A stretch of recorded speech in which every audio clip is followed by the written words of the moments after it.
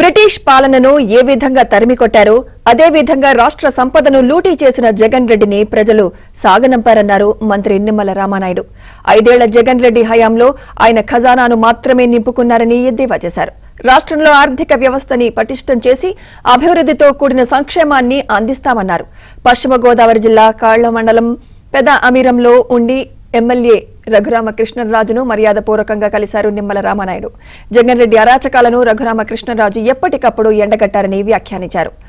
రామానాయుడు లాంటి సేవక మనస్తత్వం ఉన్న వ్యక్తికి మంత్రి పదవి దక్కడం సంతోషకరమన్నారు రఘురామకృష్ణరాజు.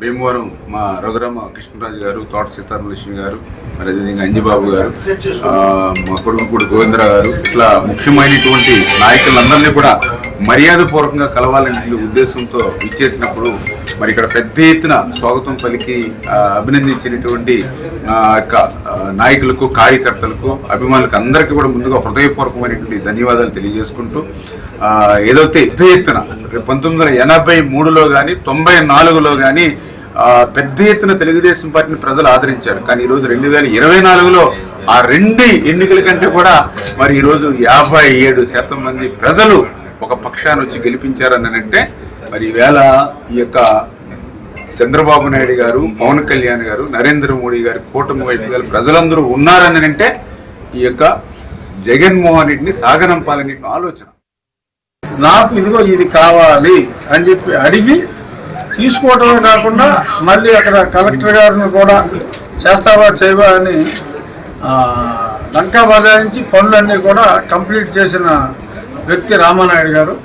ఇటువంటి వ్యక్తిత్వం ఉన్న, సేవక మనస్తత్వంతో ఉన్న వ్యక్తికి మంత్రి ఇవ్వటం అనేది చాలా సముచితమైన నిర్ణయం. లోకేష్ గారు కూడా ఇప్పుడు ఈవెన్ ప్రజాభిమాన ఇండెక్స్ వాళ్ళు ఎప్పటికప్పుడు పరీక్షలు పెడతా ఉంటారు. ఆ పరీక్షలు అన్నింటిలో కూడా డిస్టింక్షన్లో పాస్ అయిన ఏకైక వ్యక్తి రామానాయుడు గారు. ఖచ్చితంగా ఆయన పేరు ఉంటుంది అని అందరూ అనుకున్నారు. అలాగే రామానాయుడు గారి పేరుంది. ఇంకా ఈయన రాష్ట్రానికి చాలా ఇతోధిక సేవ, ఆయన శక్తికి మించి కూడా డబ్బులు ఏమని ముందే చెప్పారు. అయినప్పటికీ కూడా శక్తికి మించి సేవ చేస్తారు అని మనందరూ భావించడంలో ఎటువంటి అనుమానం